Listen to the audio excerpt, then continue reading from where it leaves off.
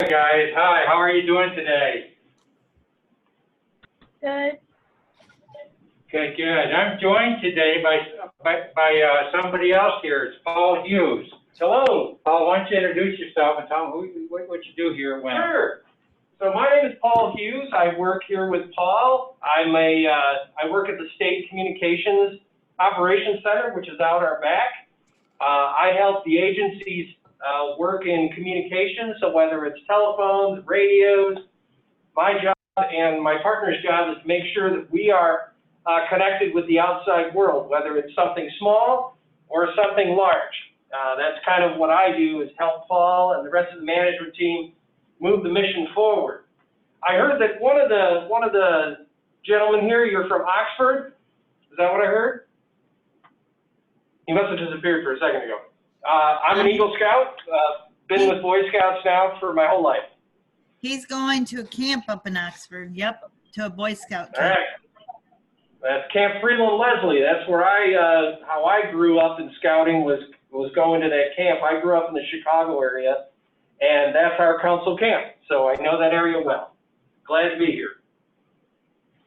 So as Paul mentioned, he's an Eagle Scout. He's also a former Coastie, a Coast Guardsman.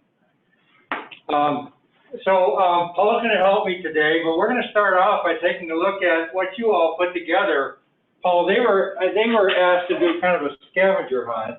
They were told to not strip a first aid kit, but to actually find materials they could use to make a first aid supply in the event of a disaster, and they didn't have enough supplies. So let's start with Rayanne. Let's take a look at what you've done for your gauze pads.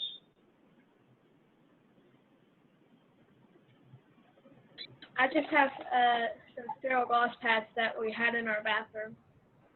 Oh, okay. Well, that'll work since there's a gauze pad. How about compress dressing? What? Compress dressing? Hey, Hey guys and gals. All right. I apologize. We're required to wear masks here in Wisconsin now, so it's somewhat muted. So, all right. How about your roller gauze? What did you do for roller gauze? A box of rolled gauze. A box of what? Oh, okay. You actually had some on hand. What would you have used if you didn't have extra roller gauze? Just any type of cloth that you could, like, especially sterile cloth. I could even Okay. Is that your triangle bandage? No. All right. I found a. So you got triangle bandage? Yeah. Okay, great. Let's hold one up. Let's see it.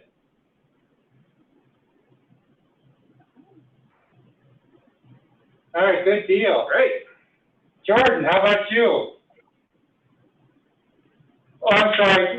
There was two more things. A tourniquet, Rayanne? Yeah, I have a strip of fabric and a paintbrush.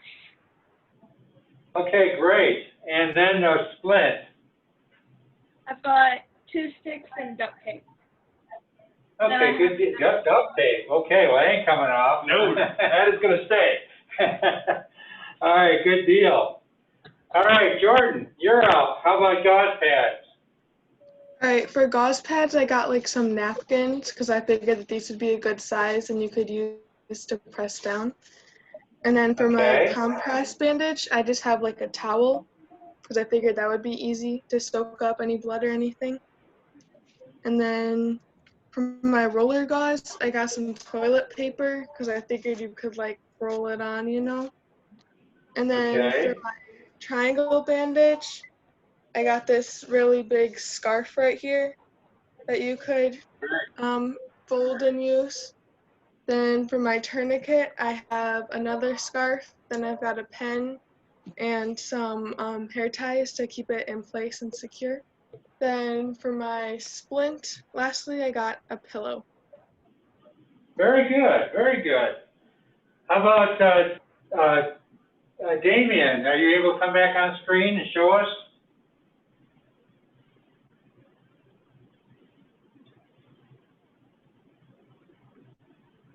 Not sure if Damien's still there. How about, oh, there he is.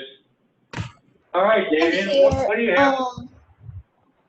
We have like most of it packed, but we do have some extras from our first aid kit that we made for it. We have the gauze pads. Okay. Pretty sure 2 inches. This we're using for our tourniquet. Okay. Like Jordan toilet paper for the roller gauze. Then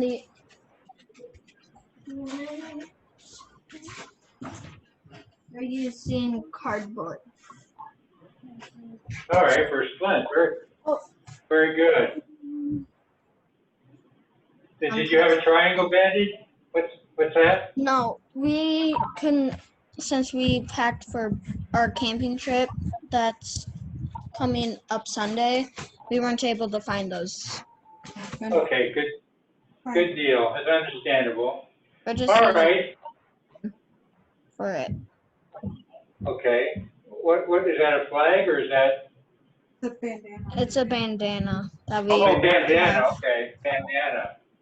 All right. Very good. How about Daniel? Daniel, were you able to do the exercise? The activity?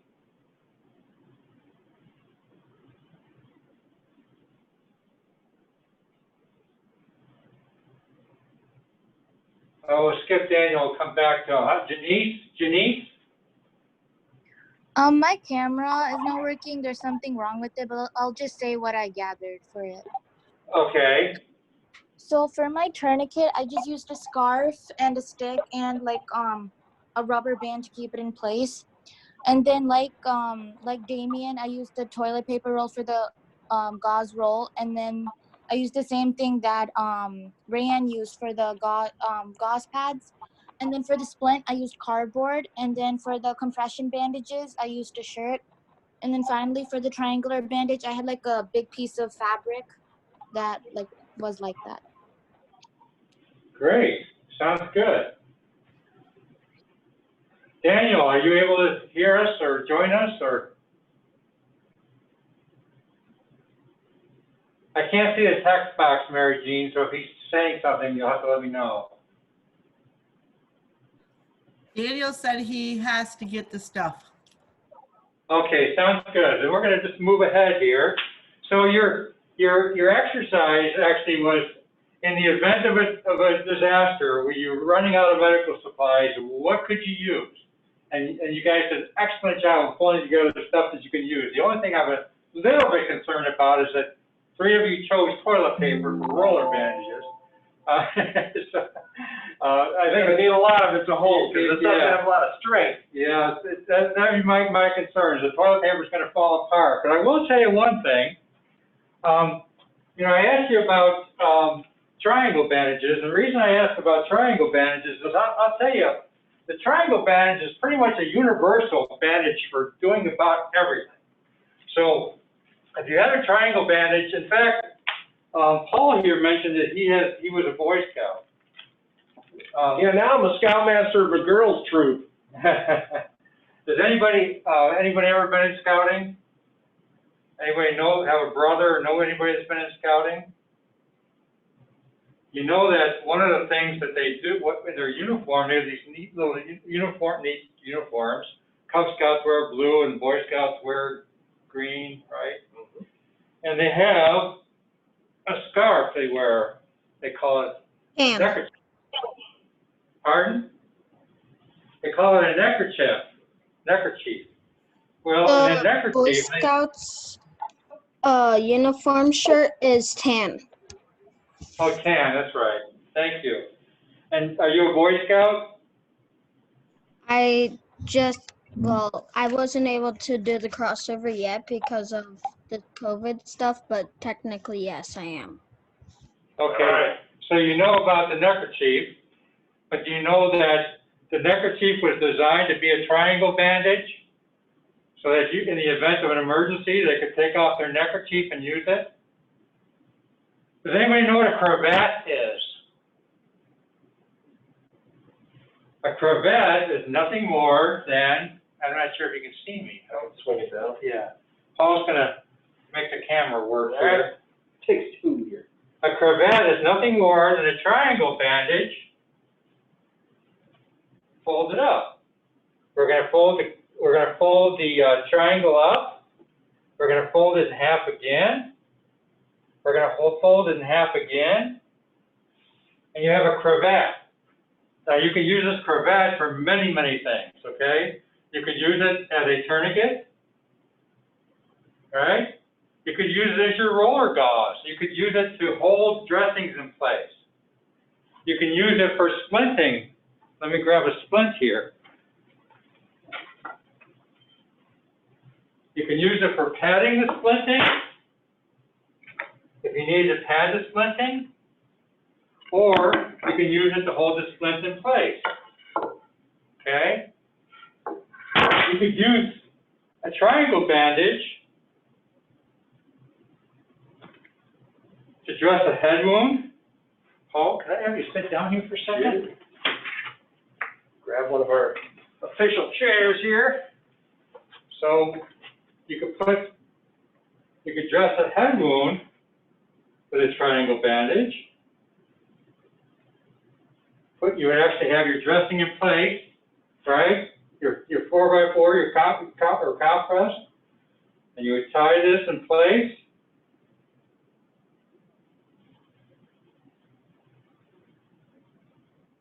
Tuck this under. You have a nice bandage for that. Say that he's fractured his arm or sprained his arm. You could use it as a sling. You could use a triangle bandage as a sling, and then you would use a cravat as what they call a swab to hold the sling in place. Did you guys in your first aid session, did you practice slings? Did you practice slings? No? All right, so what we're going to do, I want to do a kind of a little bit of a refresher using the materials that you pulled together. You know, we talked about what you could use for gauze pads, and you said that, you know, one of the things, you know, if you have a really, you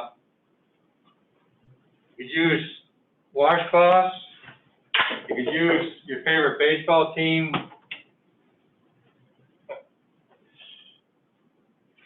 whatever that is, fan flag, all right? Of course, having been in the military many years ago, I still have a few of these laying around. Everybody back in my day, everybody issued a dressing, a field dressing. You know, nowadays they're a little bit bigger because they include some materials to do clotting.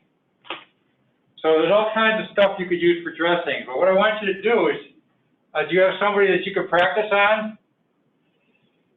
You got sis there. All right. So what I'd like to do is, first of all, I want to talk about bleeding, okay? What's the first thing you do for bleeding? Compression. Pressure.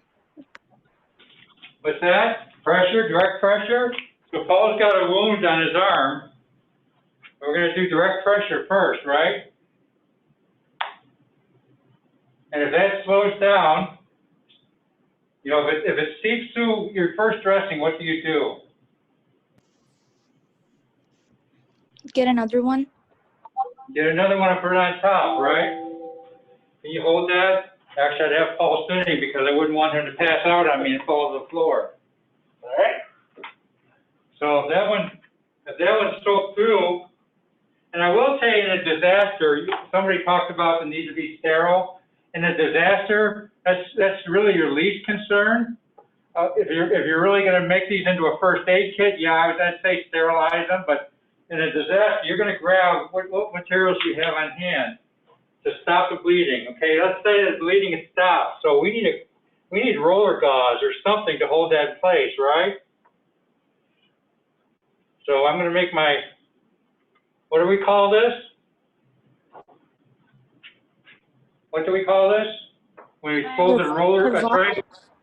Cravat, yeah, cravat. So this is my roller gauze. All right?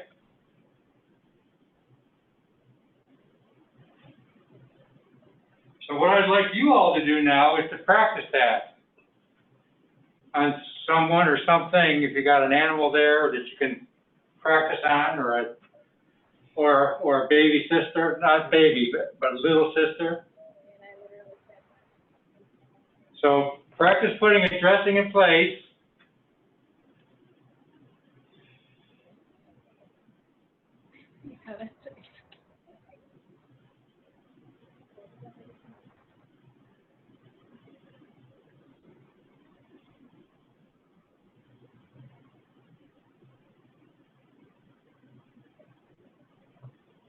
Yeah, it's, the ice rest is the only ice rest. Yeah.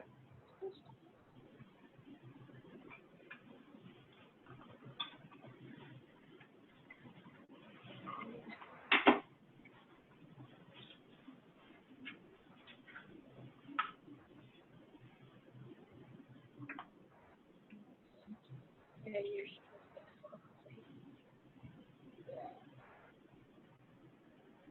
supposed to. All right. How you doing, Denise? Are you practicing? Yes. All right, great. And Daniel, how about you?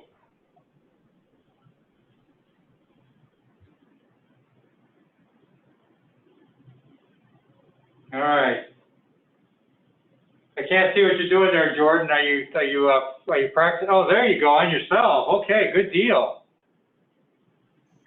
All right, I think Paul's taking care of business here. Sure, be right there. We actually, for those of you here in Wisconsin, we actually are getting ready to do a statewide weather call because we have some severe weather coming in the northern part of the state. So the National Weather Service is going to be doing a briefing here in 6 minutes, and Paul is trying to get that set up. So you have to bear with us a little bit. Was that going to be done down here? No, I think we're going to do it remotely. Okay. Yeah. I didn't know. Yeah, I don't think they're going to do any down here. Okay. I just I'm going to get with Drew on an iPause training at 1:30. Okay, well, we'll be done by then. Okay. Okay, so we just did this. You guys all had stopped the bleed, right? Well, actually, let's pull this down just a little bit. Let's say your wound's straight here on your wrist.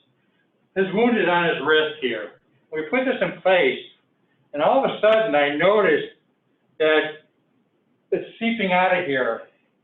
Okay, it's going through all this padding and it's seeping out. It's leaking out really quickly. What might be going on?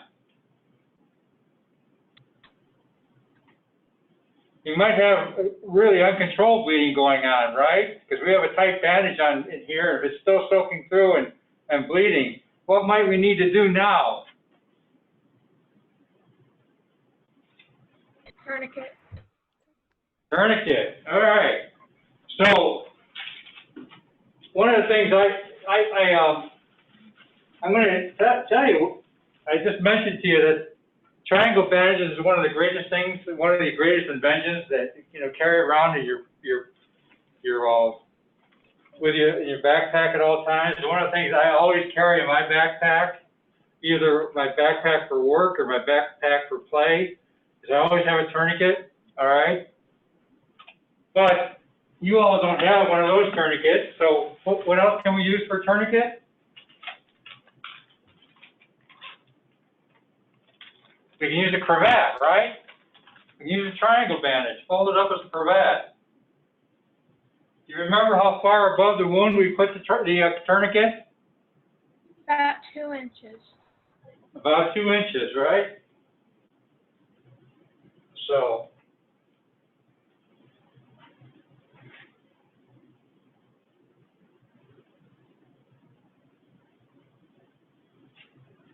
And we need a windlass.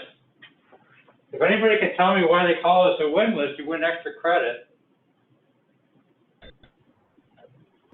To help tighten the tourniquet.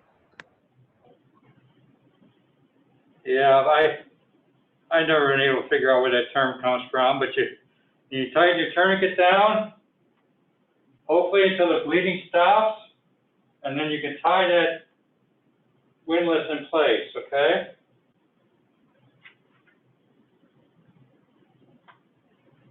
He's getting kind of pale. I'm doing okay. All right. So you want to practice putting a tourniquet in place there? That's not too tight. No.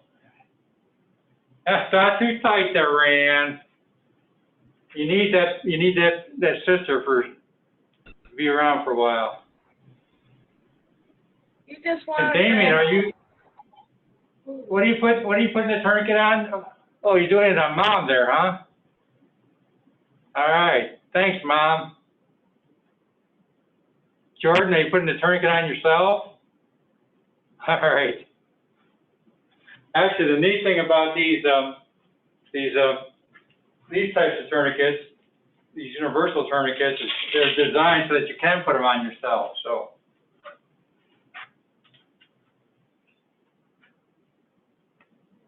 So you got bleeding that's severe that you have to put a tourniquet in place. You got a real emergency going on here, right? The things we didn't talk about that you hopefully got trained in on your first aid session is the things that you do first, right? The first thing you do when you come into a disaster scene, what's the first thing you do? Make sure the scene is safe. Make sure the scene is safe. Very good. What's the next thing you do? check for injuries. Yeah, you're going to call for help next, right? You're going to make sure that you're going to call 911 and make sure the professionals are on their way, right?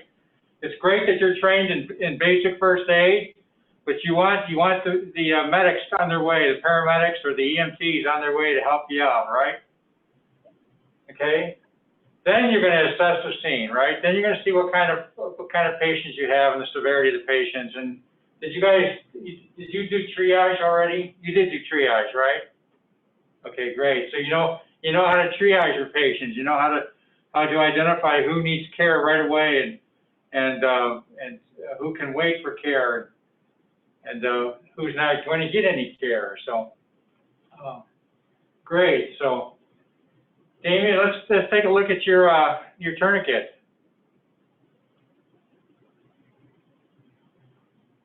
Oh, is Mom passed out? All right, sure. All right, good deal. Nice job, Jordan. Janice, how you doing? Janice.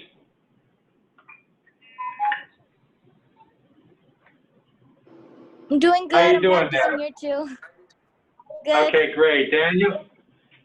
Mary Jean, are you able to see, there's like 12 messages in the chat box, but I can't see them. So is Daniel able to respond?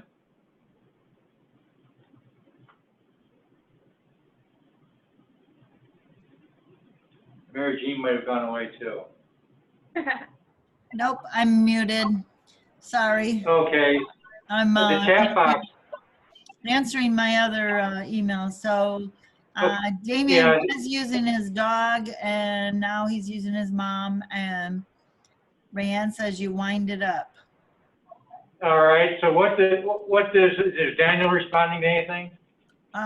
He went to go get stuff. He has rags and he has gauze. Okay, great. Good deal. So we're gonna undo this tourniquet now. It's been on long enough for him to lose his arm.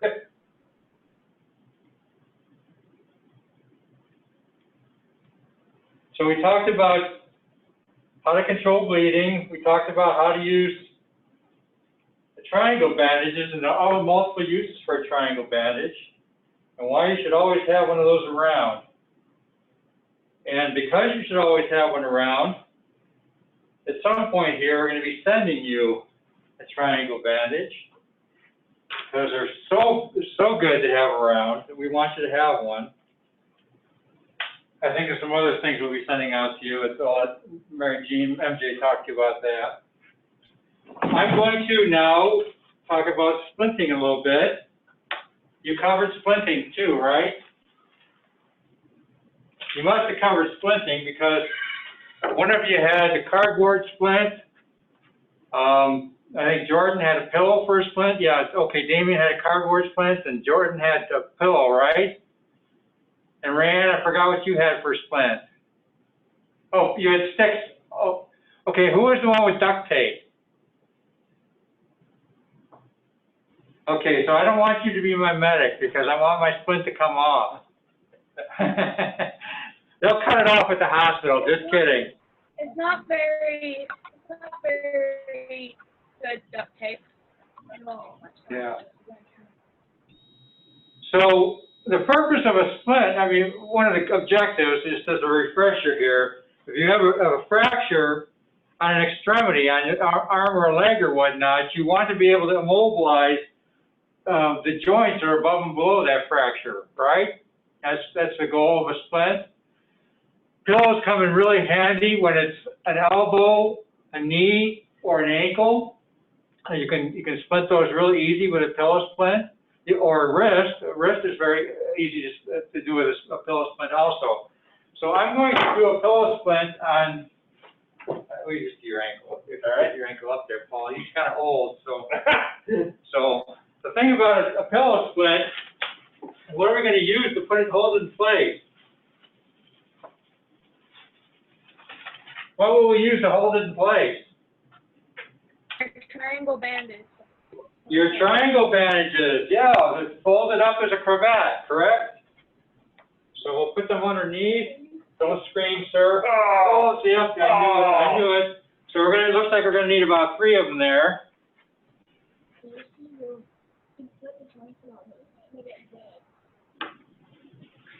My hand is Bear with me, sir. Oh, we have real trained professionals on the way. He's clearly not.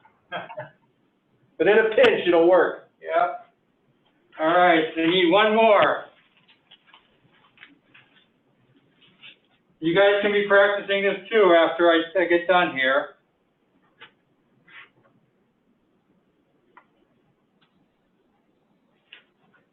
All right, so all we're going to do now is just secure this pillow up by tying the cravats off.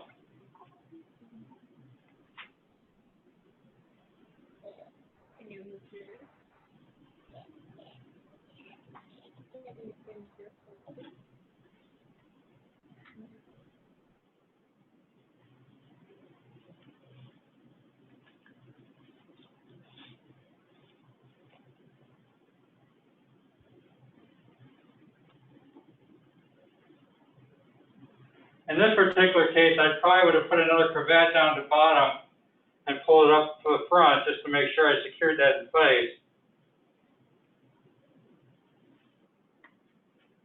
So now he shouldn't be able to do a lot of flexion with his ankle there. I'm ready to go play basketball now.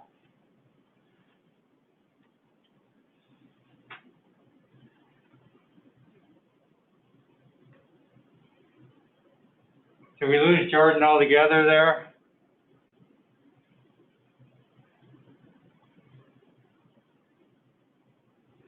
Looking good, Damien.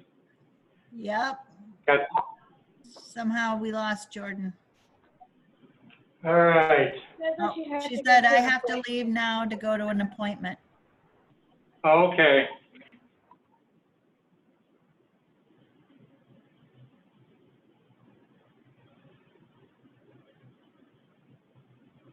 Nice, real nice job there, Damien. Janice, how are you doing? Good. I guess I should look did at the camera, right? You did good? Very good.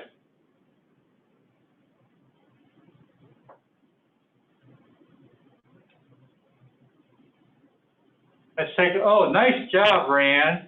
And that was held in place by what? With what? Actually use the A strap instead of the duct tape. A strap is perfect. Very good. So if you have first aid supplies on hand, and you should have first aid supplies on hand, it's great. What the purpose of this activity was is for you to think about what you would use if you're out in the wilderness and you don't have a first aid kit. You should have a first aid kit, but if you don't have a first aid kit, or if you come across a major disaster, multiple casualties, multiple people injured, and you don't have enough first aid supplies, what could you use instead of prepackaged first aid supplies? You guys got any questions?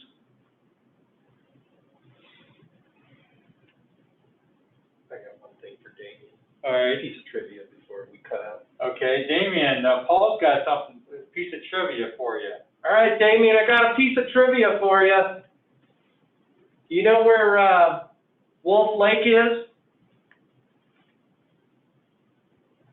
It's next door to Oxford. So that was originally the Boy Scout camp that Camp Freeland Leslie moved from. In 1971, they bought the property that Emmerich Lake is on there in Oxford. So they moved the Boy Scout camp from Wolf Lake over to Camp Freeland Leslie because Wolf Lake was getting too small. And so now you would never even know it was a Boy Scout camp up there with all the houses that are around it. And here's one more piece of trivia. So Freeland Leslie, that was the guy's name who donated the money to buy the property. He made his fortune. If you look at the roof of your house, there's those little vents on the roof shingles that lets the hot air out of your attic. He invented those things, and that's how he made his money, and he donated all the money to buy Camp Freeland Leslie. So there's your piece of Boy Scout trivia. I'm glad you're a member of Scouting. Thanks, Paul. All right, do you guys got any questions about anything we covered today or this week at all?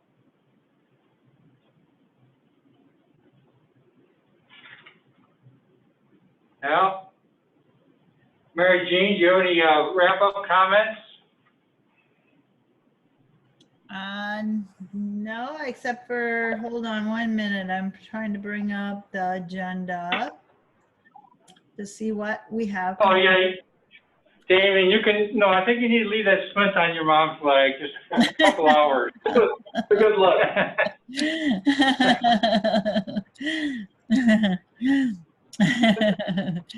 Thank your mom for participating. Yes, definitely. And yeah, Janice, and Rand, thank your sister for participating. And Janice, thank you to whoever was working with you today. Yeah, it was my sister. Okay. Okay, thank you. Excellent. Yes, Damon, you can really take it off. Yep, yep. So next week is emergency management, incident command, and profession of emergency management. Oh, it is it? It is. I guess I need to do some studying this weekend then. All right, so I think Tom's planning on doing incident command on Monday. All right, good deal. Mm-hmm. Sounds good. Well, we'll put together a schedule for you for next week and get it sent out to you guys. Yep. And I use guys generically. Mm-hmm. Yeah. All right. Well, Rand, have fun with school shopping. Damien, have fun at your camp. And yes, you won't be joining us next week then, will you, Damien? You'll have to watch You'll have to watch the recorded ones. We'll post them to YouTube, okay? And we'll send out an email with the links of where you can find them. And Janice, did you say you had anything planned going this weekend? You didn't have anything, did you? And Daniel, I didn't hear from you either to see if you had anything going on this weekend. But everyone have a great weekend, and we'll talk with you on Monday, okay? Let's give Paul a hand for helping out today. Glad to help out. Thank you. Yeah, thank you, Paul. You're All right, we'll see y'all. All Bye-bye. right. Bye-bye. Thanks, Paul, really appreciate it.